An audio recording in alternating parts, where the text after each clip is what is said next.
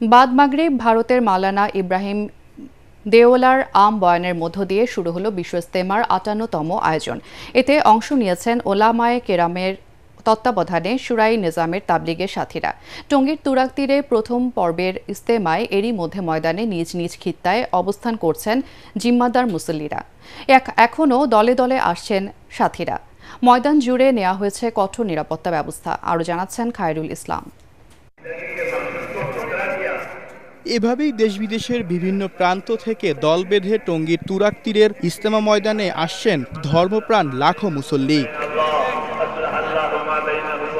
আল্লাহর ইবাদতে মশগুল থাকার জন্য দূর দূরান্ত থেকে আসছেন মুসল্লিরা। মুসল্লিদের নিরাপত্তায় পুরো ইজতেমা মাঠ জুড়ে রয়েছে আইন শৃঙ্খলা রক্ষাকারী বাহিনীর প্রায় ৭,০০০ সদস্য।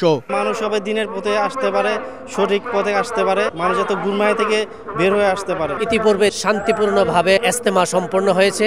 আমরা আশা করি ইনশাআল্লাহ এই বছরও শান্তিপূর্ণভাবে ইজতেমা সম্পন্ন হবে। বিদেশি মেহমানরা ঠিকমতো তাদের কোনো সমস্যা না হয় এই জন্য আমরা প্রায় ১৫০০ বানের মতো টিন তাদেরকে আমরা দিয়েছি।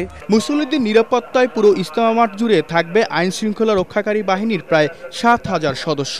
সাদা পোশাকে নিরাপত্তা ব্যবস্থা নিয়েছি, আমরা ওয়াচ টাওয়ারের মধ্যে নিরাপত্তা ব্যবস্থা নিয়েছি, আমরা ফুড পেট্রোলের মাধ্যমে নিরাপত্তা ব্যবস্থা নিয়েছি, আমরা পিকেটিংয়ের মাধ্যমে নিরাপত্তা ব্যবস্থা নিয়েছি, আমরা সিসি ক্যামেরা সারাক্ষণই আমরা মনিটর করছি, আমরা ড্রোনের মাধ্যমে মনিটর করছি।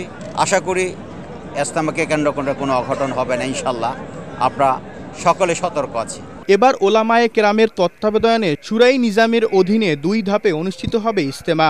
প্রথম পর্ব ৩১ জানুয়ারি থেকে ২রা ফেব্রুয়ারি, দ্বিতীয় পর্ব শুরু হবে ৩রা ফেব্রুয়ারি।